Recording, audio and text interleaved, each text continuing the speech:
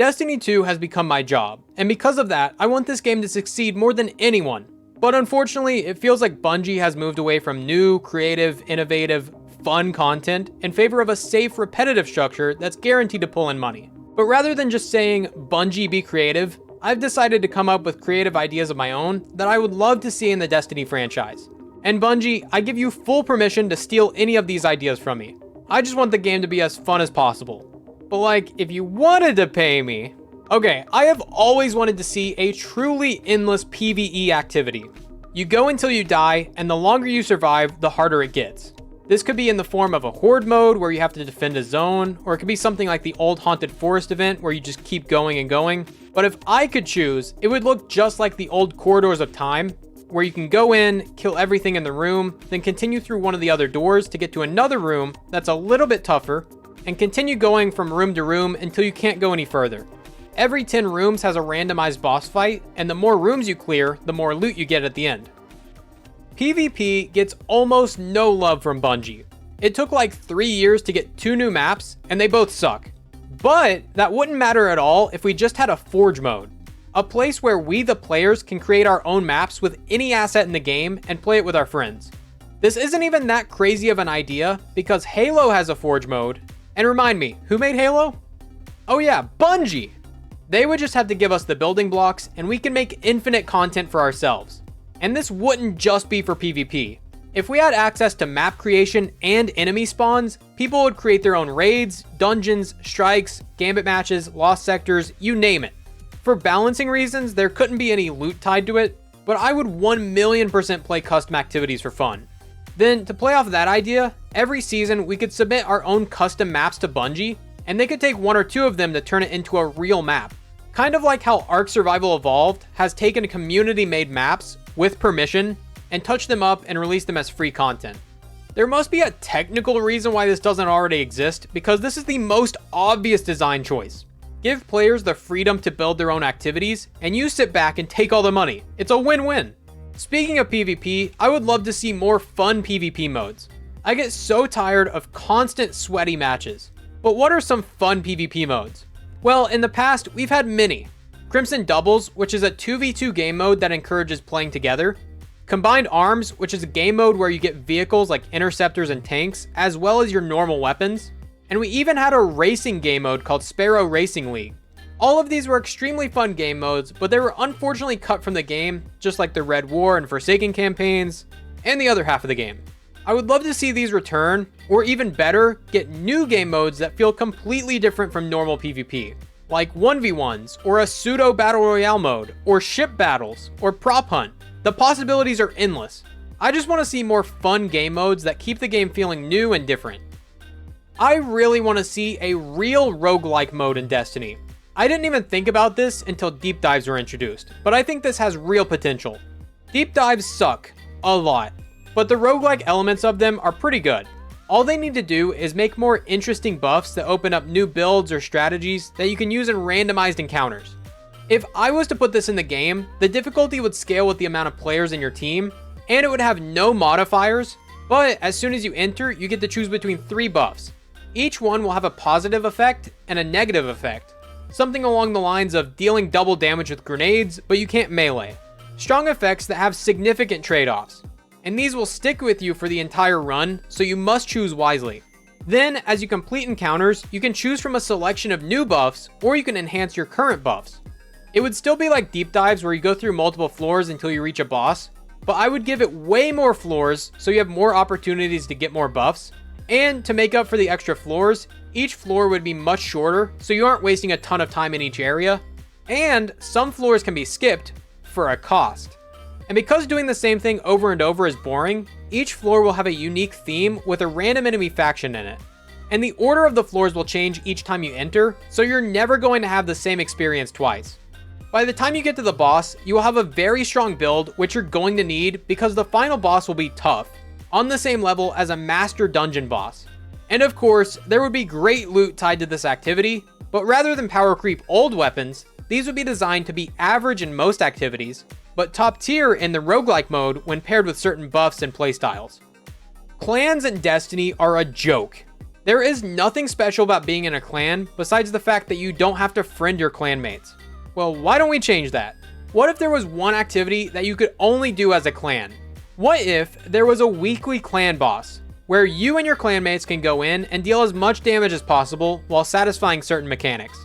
And once the clan boss is defeated or you run out of time, you'll get varying rewards based on how much you contributed to the clan boss. I'm not sure exactly how this would look like in game, but the idea is definitely there. At the very least, we need more reason to be in a clan, because right now, there's literally nothing. In my notes for number 6, I have a week-long event where you can wear 2 exotics. This will never happen, but wouldn't it be really fun to be able to use something like Omnioculus with Graviton Forfeit, or Sun Bracers with Phoenix Protocol? It would definitely break the game, but it would be a fun little mini event about once or twice a year where we could try out thousands of otherwise impossible builds. As we saw just a couple weeks ago, when crazy overpowered glitches happen in the game, it drives so much attention towards Destiny. Even my friend who hasn't played in over 8 years knew about the crafting glitch. It was wild, and I honestly believe it was the most fun I've had since Destiny 1. So having a planned week of something that makes us overpowered, like wearing double exotics, would be so much fun and bring a lot of attention to the game. There's no way this ever happens though, and if it does, they'll just disable loadouts again. Raids have become relatively boring recently. Raids haven't introduced anything wildly different in years. But a long time ago, there was a glitch that allowed players to do raids with up to 12 people at once. None of the raids were designed for 12 people, so it obviously broke just about everything. But what if there was a raid designed for 12 players? Or what I think would be more balanced, a raid for 8 players. 8-man raids would allow for more interesting mechanics that don't put too much stress on the individual player. Don't get me wrong, I'm not saying make Crota's End 8 players. I just think an 8, 9, or 10 player raid against the Witness would be sick. It would make it feel like a whole new experience with much larger stakes. Something that differentiates itself from all other raids that we've gotten over the last 10 years. Or if there's some sort of technical reason why you can't do more than 6 players, you could just go in the opposite direction. Design a raid specifically for 3, 4, or 5 players. This would still make it feel like a unique experience, and it would make it more accessible to the average person since you only need a couple friends rather than a full team of 6. Destiny 2 desperately needs an area to test your gear. No, this isn't good enough, Bungie. We actually used to have a test area called the Tribute Hall, but for some reason, they removed it from the game completely. This was an area where you could spawn any type of enemy to test your gear against them.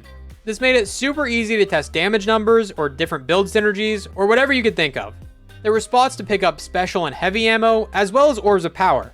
Everything you could possibly need to test out your gear in a controlled environment. This made it so easy to try out new perks, find out which abilities stack with each other, and it was even a great place to learn new movement tech. I honestly don't know why they removed it. By the way, this area is still in the game, but just for the beginning of a dungeon, and all the important stuff is gone, so screw you.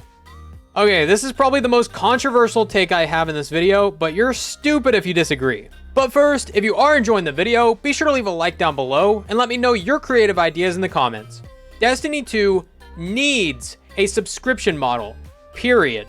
Destiny 2 is a free-to-play game, not a free-to-enjoy game. If you want access to all the content, it's going to cost you about $300 USD. That's before any Eververse microtransactions, which they will remind you of constantly. I can't tell you how many times I've been asked, should I try Destiny? And I just have to tell them no. It's way too expensive for the average person to get into. I've had many friends try the free-to-play version of the game, and they just get bored because there's nothing to do unless they spend $50 for this expansion, or $15 for this season, or $20 for this dungeon key. It's absurd and confusing, and all of these problems would be solved if it was just a few bucks a month for a premium subscription. It's way easier to get new players to drop $5 or $7 a month for all of the content, rather than $60 for a fifth of the content. And Bungie, between us, people always forget to cancel their subscriptions, so you'll make way more money this way. Just look at Tectone on Twitch. He has 5,391 paid subscribers who all forgot to unsubscribe. Holy fuck, I'm such a fake bitch. Sure, a subscription model would screw over everyone who bought the expansions already, but it would make the game a million times easier to get into. If they do decide to do this though, they would have to give veteran players a huge discount on the subscription, or else 90% of the community will quit on the spot. Guardians make their own fate, yet every activity is completely linear with little to no optional routes or encounters.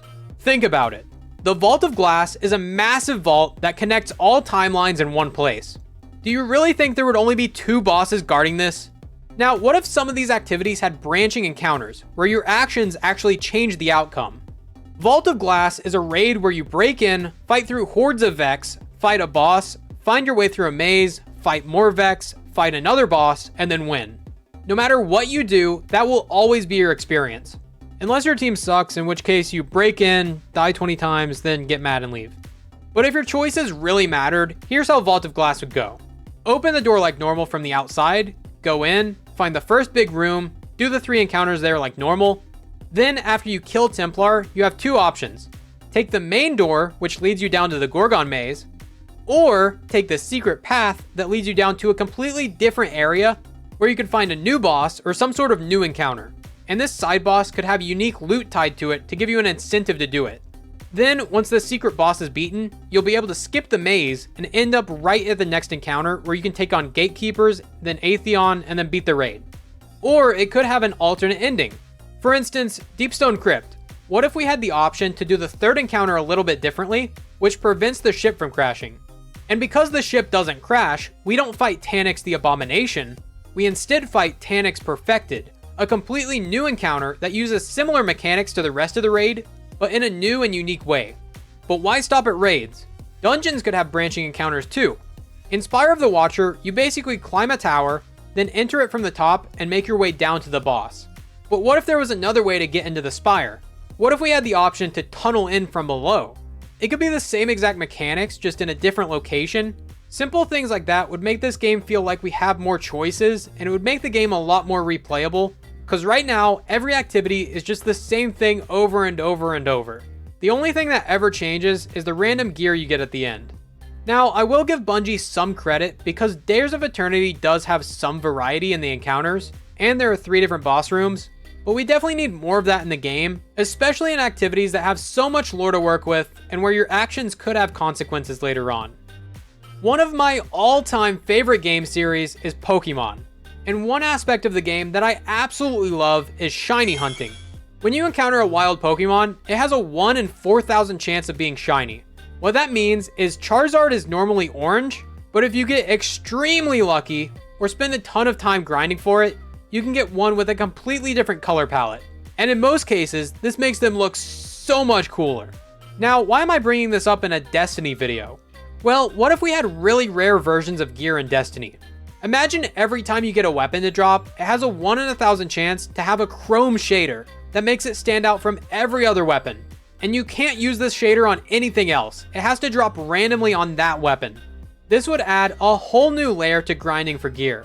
You have getting the gun to drop, getting the god roll to drop, then getting a god roll with the shader to drop.